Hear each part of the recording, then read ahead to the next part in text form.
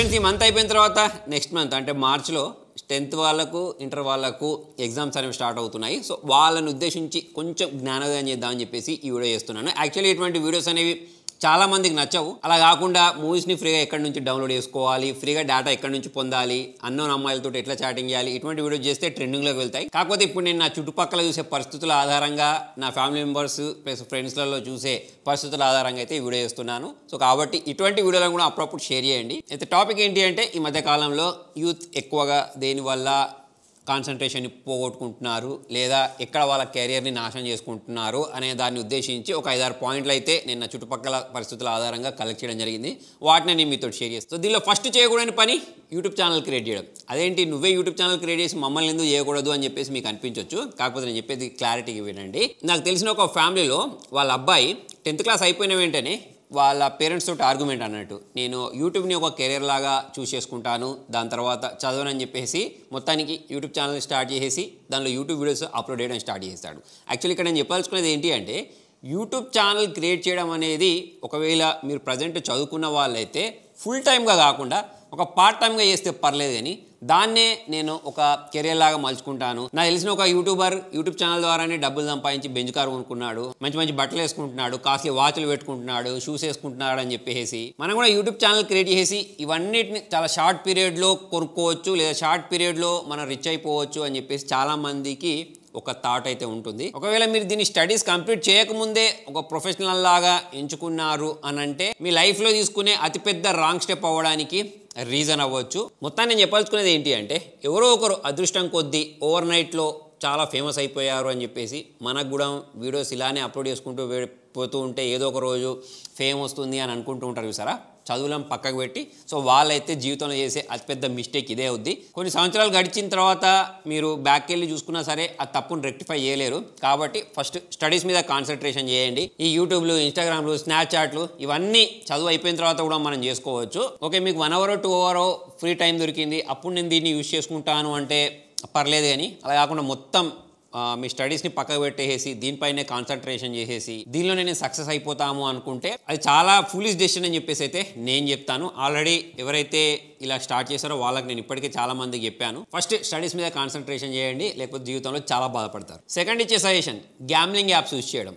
ఎవరో మాకు తెలిసిన ఫేమస్ యూట్యూబర్ అతను మాకు లైవ్లో ₹1,00,000 సంపాదించి చూపించాడు అని చెప్పేసి మీరు కూడా అటువంటి గ్యామ్లింగ్ యాప్స్ని ఇన్స్టాల్ చేసుకున్నారనుకోండి, మీకు ఎటువంటి డబ్బులు రావు. యాక్చువల్లీ మీకు ఎవరైతే ఇలా లాభాలు చూపిస్తూ ఉంటారో అది స్క్రీన్ రికార్డింగ్ మాత్రమే. దీని గురించి నేను చెప్పమంటే రోజుల తరబడి చెప్పగలుగుతాను, ఎందుకంటే ఇటువంటి మెయిల్స్ అనేవి నాకు కుప్పలు వస్తూ ఉంటాయి. ఒక్క వీడియోలో ప్రమోట్ చేస్తే 10 లక్షలు ఇస్తా అనే వాళ్ళు కూడా చాలా మంది ఉంటారు, బెట్టింగ్ యాప్స్ వాళ్ళు. ఎవరైతే బెట్టింగ్ యాప్స్ ప్రమోట్ చేస్తూ ఉంటారో వాళ్ళ మాయలో పడిపోయి వాళ్ళు మంచి పనులు చేస్తూ ఉంటారు, వాళ్ళందరూ మాకు తెలుసు, వాళ్ళు చెప్పిందంటే కరెక్టే ఉంటుంది అని చెప్పేసి మీరు కూడా డబ్బులు యాడ్ చేసుకుని మీ జీవితాన్ని నాశనం చేసుకోకండి.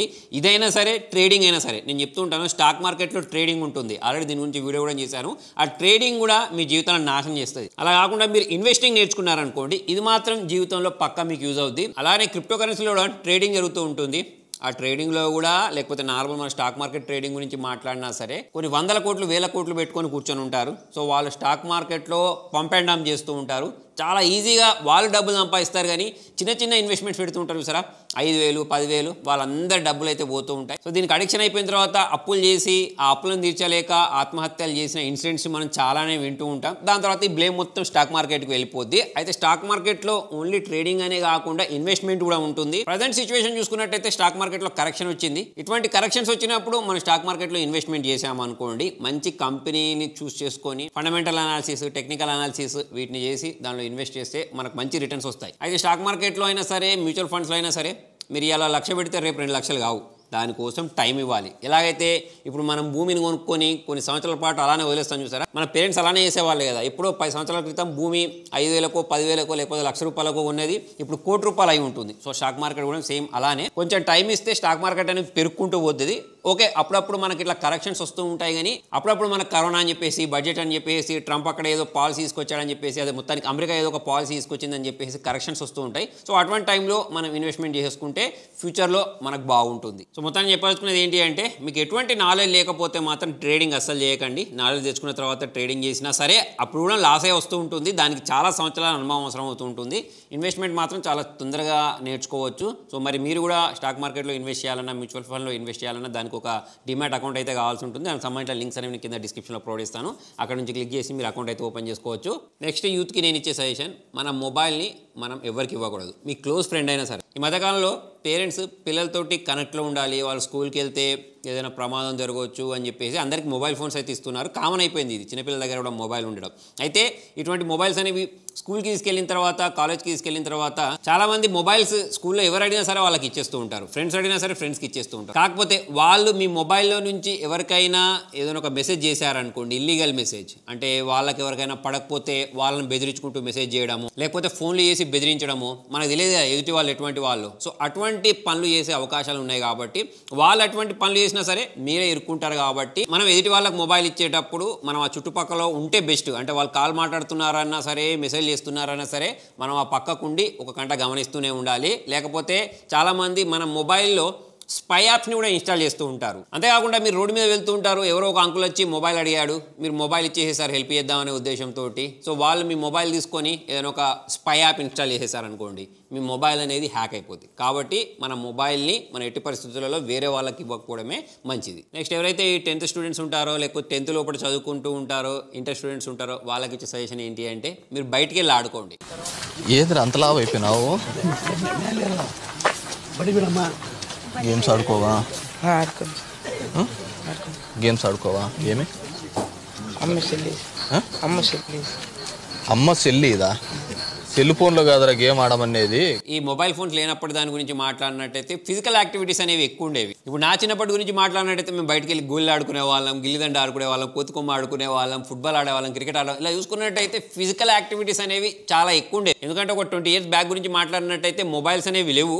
కాబట్టి చాలా ఎక్కువగా ఫిజికల్ యాక్టివిటీస్ చేసుకునే వాళ్ళం. ఇప్పుడు చూసుకున్నట్టయితే పిల్లలు అలా లేరు. ఇప్పుడు నా జనరేషన్ కాకుండా ఇంకా మా ఫాదర్ జనరేషన్ వాళ్ళు ఇంకా గట్టిగా ఉంటారు. ఎందుకంటే వాళ్ళు పొలం పనులు చేసుకోవడం, ఇంకా చాలా హార్డ్ వర్క్ ఎక్కువ చేసేవాళ్ళు, ఫిజికల్ యాక్టివిటీలు ఎక్కువ చేసేవాళ్ళు. కాబట్టి వాళ్ళు ఇప్పటికి కూడా గట్టిగా ఉంటారు. కాకపోతే ఈ జనరేషన్ పిల్లల గురించి మాట్లాడినట్టయితే చాలా సుకుమారంగా ఉన్నారు. దానికి రీజన్ ఏంటి అంటే, ఫిజికల్ యాక్టివిటీస్ అనేవి ఎక్కువ చేయరు. స్కూల్ నుంచి వస్తారు, స్కూల్ నుంచి వచ్చిన వెంటనే మొబైల్ పట్టుకొని కూర్చుంటారు, దానిలో ఫ్రీ ఫైర్ ఆడుతూ ఉంటారు, పబ్జీ ఆడుతూ ఉంటారు. ఇటువంటివి కాకుండా బయటకు వెళ్ళండి, పార్క్లోకి వెళ్ళండి, ఫ్రెండ్స్ తోటి ఆడుకోండి, క్రికెట్, ఫుట్బాల్, అటువంటి యాక్టివిటీస్ ఎక్కువ చేస్తేనే మీకు ఇన్ ఫ్యూచర్ ఎటువంటి ప్రాబ్లమ్స్ రావు. అలా కాకుండా మీరు ఎప్పుడు ల్యాప్టాప్, కంప్యూటర్, మొబైల్ పట్టుకునే కూర్చుంటూ టీవీ చూసుకుంటూ కూర్చున్నారనుకోండి, మీ ఏజ్ పెరిగే కొద్దీ మీ బాడీ అనేది మీకు సహకరించదు. చాలా రకాల పెయిన్స్ వస్తూ ఉంటాయి. ఫర్ ఎగ్జాంపుల్ ఇప్పుడు నా గురించి మాట్లాడినట్టయితే నేను ఒక 15 సంవత్సరాల నుంచి యూట్యూబ్ చేస్తున్నాను. కాబట్టి మేము ఒకప్పుడు ఫిజికల్ యాక్టివిటీస్ చేసినా సరే ఇప్పుడు మాకు బ్యాక్ పెయిన్స్ వస్తున్నాయి. ఎందుకంటే దానికి రీజన్ ఏంటి అంటే, ఊకే ఒకే దగ్గర కూర్చొని ఉంటాం కదా ఈ ఎడిటింగ్లు అవి ఇవి చేసేటప్పుడు. సో మేము ఒకప్పుడు చాలా ఫిజికల్ యాక్టివిటీ చేసిన వాళ్ళమే ఎలా ఉన్నామంటే, మీరు ఎప్పుడు పబ్జీ, ఫ్రీ ఫైర్ ఆడుకుంటూ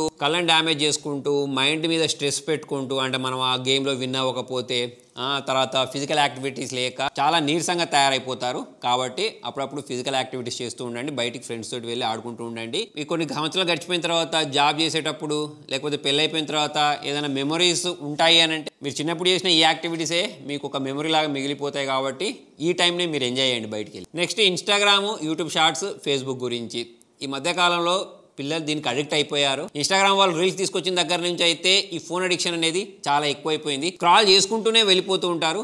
మనం ఒక 5 నిమిషాలు అని చెప్పేసి మొబైల్ చేతులకు తీసుకుంటే అది గంటల టైంని వేస్ట్ చేస్తూ ఉంటుంది. ఓన్లీ ఈ విషయం నేను మీకు చెప్పడమే కాదు, నాతో కూడా ఇలానే జరుగుతూ ఉంటుంది. ఏదో ఇంపార్టెంట్ పని చేద్దామని చెప్పేసి మొబైల్ చేతిలో తీసుకొని ఒక్కసారి ఇన్స్టాగ్రామ్ ఓపెన్ చేసాము అంటే అలా స్క్రాల్ చేసుకుంటూ వెళ్ళిపోతూనే ఉంటాం. ఒకవేళ మీరు స్టూడెంట్ అయ్యి ఇటువంటి పనులు మీరు చేసుకున్నారనుకోండి, మీ జీవితంలో చాలా టైం మీరు వేస్ట్ చేసుకున్నట్టే. ఇప్పుడు ఎగ్జామ్స్కి ఎంతో టైం లేదు కాబట్టి ఈ ఇన్స్టాగ్రామ్, యూట్యూబ్ షార్ట్స్ వీటిని పక్క పెట్టేయండి. ఈ ఇన్స్టాగ్రామ్ అయినా, ఫేస్బుక్ అయినా, వాట్సాప్ అయినా ఇవన్నీ ఎవరి మార్క్ జుకర్బర్గ్ కదా, ఈయనైనా లేకపోతే ఎలన్ మస్క్ అయినా లేకపోతే ఇటువంటి పెద్ద బిలియనర్స్ అయినా వాళ్ళ పిల్లలకి ఇలా గంటలు మొబైల్ ఇవ్వరు. వాళ్ళు గంట పాటో ఏమో మొబైల్ ఇస్తారు అంతే. వాళ్ళకి తెలుసు వాళ్ళ ప్లాట్ఫామ్ అనేది వాడితే ఎంత అడిక్ట్ అయిపోతారు, ఎంత టైం వేస్ట్ అవుద్ది అని చెప్పేసి. కాబట్టి మీరు కూడా ఒక లిమిటెడ్ టైం వరకు మాత్రమే మొబైల్లో ఇన్స్టాగ్రామ్ రీల్స్, షార్ట్స్ మాత్రం చూడండి, మిగతా టైం అయితే చదువుకోండి. యాక్చువల్లీ ఈ సజెషన్ అనేది నేను కూడా ఇటువంటి పనులు చేసిన తర్వాతే మీకు ఇవ్వగలుగుతున్నాను. ఫేస్బుక్ స్టార్టింగ్లో వచ్చినప్పుడు చాలామంది ఏం చేసేవాళ్ళు అంటే, దానిలో ఫొటోస్ పోస్ట్ చేసేవాళ్ళు.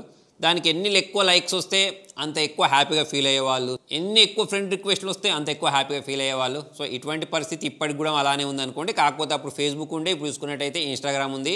వాట్సాప్ స్టేటస్లలో స్టేటస్ పెట్టిన తర్వాత ఎంతమంది స్టేటస్ చూశారు, మన ఫేస్బుక్లో పెట్టినా లేకపోతే ఇన్స్టాగ్రామ్లో పెట్టిన దానికి ఎంతమంది లైక్ చేశారు. సో దీనిపైన అడిక్షన్ అనేది ఎక్కువ అయిపోయింది. మరి మీరు కూడా ఇన్స్టాగ్రామ్ ఫేస్బుక్ చూసుకుంటూ టైం వేస్ట్ చేసుకుంటూ ఉంటే ఇన్ ఫ్యూచర్ మీకు కూడా ఎలా అనిపిస్తుంది. Next suggestion, online dating. ఈ మధ్య చూసుకున్నట్టయితే చిన్న పిల్లవాళ్ళు లేరు, పెద్ద పిల్లవాళ్ళు లేరు, ఎవరైనా సరే ఆన్లైన్లో డేటింగ్ చేసేస్తున్నారు, చాటింగ్ చేసేస్తున్నారు. ఒక ఏజ్ వచ్చిన తర్వాత పర్లేదు, కానీ అలా కాకుండా మీరు 10 సంవత్సరాలు 11 సంవత్సరాలు 12 సంవత్సరాలు 10th 8thలోనే బంగారం బుజ్జి తల్లి అనుకుంటూ టైం వేస్ట్ చేసుకున్నారనుకోండి, ఇన్ ఫ్యూచర్ మీరు ఈ వేస్ట్ చేసిన టైం గురించి చాలా బాధపడాల్సి వస్తుంది. ఒకవేళ ఇవన్నీ చేసిన తర్వాత కూడా మీరు లైఫ్లో సక్సెస్ అయ్యి మీరు డబ్బులు సంపాదించుకొని లైఫ్లో సెటిల్ అయితే పర్లేదు, కానీ ఒకవేళ మీరు సక్సెస్ కాక మీకు డబ్బులు లేవనుకోండి, అప్పుడు మీకు డబ్బులు చుక్కలు చూపిస్తుంది. ప్రతి దానికి కష్టపడాల్సి వస్తుంది. మీరు ఆ టైంలో ఎందుకు ఈ టైం వేస్ట్ చేశాను, ఏదో ఒక స్కిల్ నేర్చుకుంటే బాగుండు అని చెప్పేసి చాలా బాధపడతారు. సో మొత్తానికి ఇది ఫ్రెండ్స్. మరి మిమ్మల్ని కూడా నా ఫ్రెండ్స్ లాగా, ఫ్యామిలీ మెంబర్స్ లాగా, తమ్ముళ్ళలాగా, చెల్లెల్లాగా అనుకొని ఈ సజెషన్స్ అయితే ఇచ్చాను. మరి ఈ సజెషన్స్ కాకుండా ఇంకా చాలా సజెషన్స్ ఉన్నాయి, దాచాను కుప్పలు కుప్పలుగా. ఇలాంటి చాలా ఉన్నాయి, ఇంకా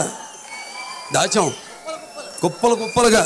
ఇప్పటికే ఈ వీడియో ఇంత పెద్దగా అయిపోయింది కాబట్టి ప్రజెంట్ అయితే ఇక్కడికి దీన్ని స్టాప్ చేస్తున్నాను. మరి నేను చేసిన ఈ వీడియో చూసి ఎవరో ఒకరు ఈ హ్యాబిట్స్లో నుంచి ఒక హ్యాబిట్ వదిలిపెట్టుకొని చదువు మీద కాన్సన్ట్రేషన్ చేసినా సరే ఈ వీడియోకి సార్థకత చేకూరుద్ది. మరి మీకు ఈ వీడియో యూస్ఫుల్ అనిపిస్తే ఇంతకుముందు చెప్పినట్టు లైక్ చేయండి, షేర్ చేయండి. Thank you.